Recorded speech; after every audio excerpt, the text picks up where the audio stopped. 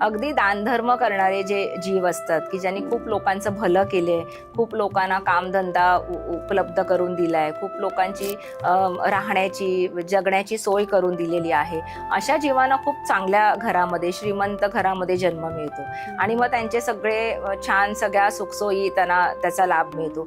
आणि एखाद्याने ज्यांनी त्रास दिलाय इतरांना, ज्यांनी लोकांची अगदी आबाळ करून दिलेली आहे, लोकांसाठी त्रास उपलब्ध केलेले आहेत, तर अशा जीवांना मग ते मी म्हटलं तसं की त्यांनी खूप काही चुकीची कामं केलेत म्हणून त्यांना खूप त्रास मिळेल अशाच घरांमध्ये जन्म मिळतो आणि मग त्यांना तिथे ते सगळे लहानपणापासून सगळे त्रास भोगावे लागतात. अनेकांचे जन्म म्हणजे आयुष्य रस्त्यावरती जातं ना किंवा झोपडपट्टीमध्ये जातं. कितीही काही झालं तरी पण ते वरच्या श्रेणीत जातच नाही. तर हे सगळ्या गतजन्माच्या पापाचं किंवा आत्ताच्या ह्याचं पूर्वसुकृत आहे असंच आपण म्हणू शकतो. आणि त्यांना मग तो काही म्हणजे प्रगत जीव होण्यासाठी त्यांना कित्येक जन्म ये जा करावी लागते.